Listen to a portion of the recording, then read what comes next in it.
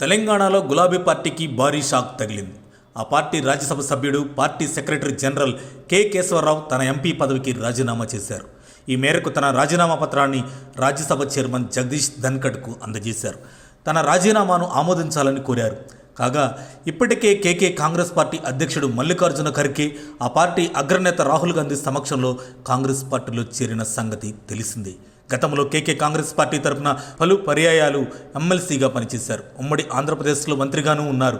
2005లో ఉమ్మడి ఆంధ్రప్రదేశ్లో పిసిసి అధ్యక్షుడిగా కూడా ఉన్నారు.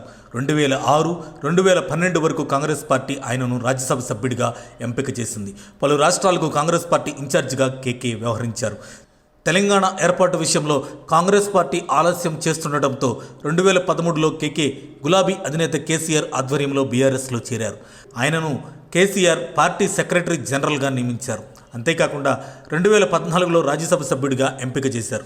ఈ క్రమంలోనే మళ్లీ తిరిగి 2020లో మరోసారి రాజ్యసభ సభ్యుడిగా తిరిగి ఎన్నికయ్యారు.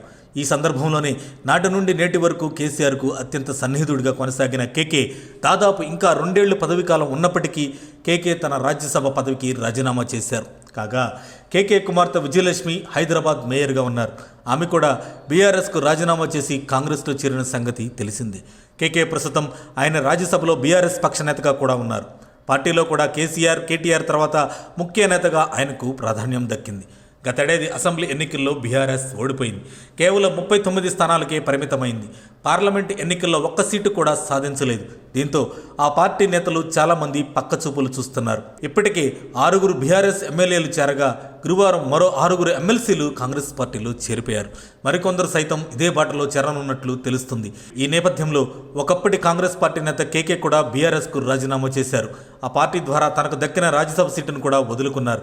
ఇప్పుడు రాజ్యసభలో బీజేపీకి కూడా తక్కువ బలం ఉండడంతో రాజ్యసభలో కాంగ్రెస్ బలం పెంచుకునేందుకే ఓవైపు సీఎం రేవంత్, మరోవైపు రాహుల్ గాంధీ వ్యూహాత్మకంగా తీవ్ర ప్రయత్నాలు చేస్తున్నారు. మరోవైపు నవీన్ పట్నాయక్కు చెందిన 9 మంది రాజ్యసభ సభ్యులు బీజేపీకి సహకరించిన పరిస్థితి. ఇలాంటి పరిస్థితుల్లో కాంగ్రెస్ పుంజుకునేందుకు దూకుడుగా వ్యవహరిస్తుంది. మరిన్ని అప్డేట్స్ కోసం మా కాయ్ టీవీని సబ్స్క్రైబ్ చేసుకోండి.